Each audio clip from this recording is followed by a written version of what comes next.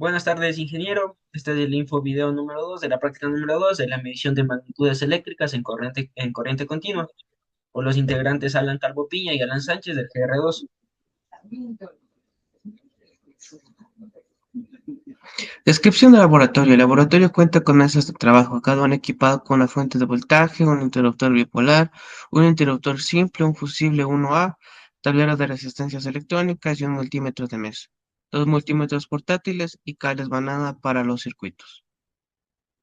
Datos obtenidos en la práctica, la obtención de valores medidos de voltaje, corriente y resistencia que cumplen con la ley de Ohm, puesto que los datos obtenidos en el voltaje y corriente están directamente proporcionales. Mientras disminuye la resistencia del rheostato, aumenta la corriente del voltaje, por eso son proporcionales.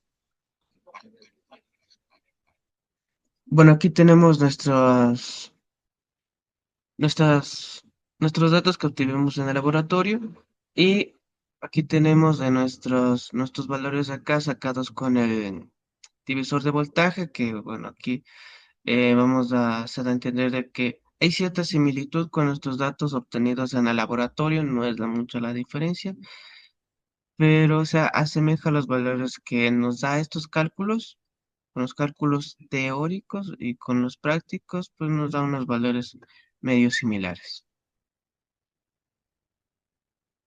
Tenemos en un circuito constituido de dos resistencias conectadas en paralelo, alimentadas por una fuente constante.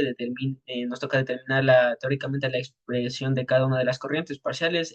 Esto quiere decir que tenemos que determinar el divisor de corriente, como se está viendo aquí. Para determinar la corriente en la resistencia 1 sería igual a la resistencia total por la resistencia número 2 sobre la resistencia 1 más la resistencia 2. Para la corriente de la resistencia número 2, de la misma forma nos toca eh, multiplicar la resistencia total ¿qué digo? La corriente total por la resistencia 1 sobre la resistencia 1 más la resistencia 2.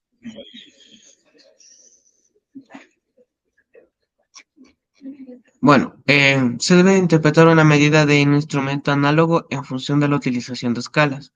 Reconocimiento de la escala.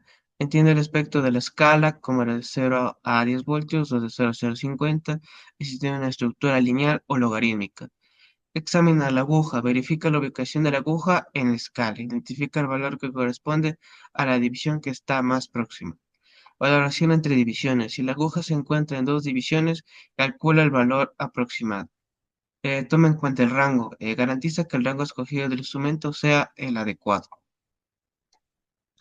Conclusiones, precisión de los instrumentos. Es fundamental la exactitud y calibración de los instrumentos de medición, tales como multímetros y amperímetros, para conseguir resultados fiables.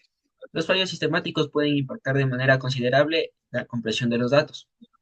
Relación entre las magnitudes, la cuantificación de corriente, voltaje y resistencia en un circuito de corriente continua posibilita la comparación de la comprobación de la ley de Ohm y de otras leyes esenciales como la de Kirchhoff, ofreciendo un sólido fundamento experimental para las ideas teóricas. Impacto de las conexiones, los problemas de conexión de los instrumentos de medición en serie o en paralelo, dependiendo de las magnitudes a medir, pueden causar resultados incorrectos, perjudiciales para el equipo o el circuito, subrayando la relevancia de su adecuada gestión y disposición.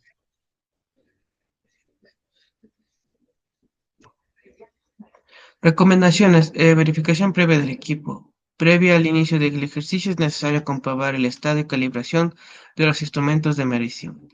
Planificación del montaje. Elaborar y verificar meticulosamente la estructura del circuito antes su energización. Revisión de resultados. Contrastar los hallazgos experimentales con los teóricos para detectar posibles divergencias y examinar las razones. Bueno, eso sería todo y muchas gracias por el info de hoy.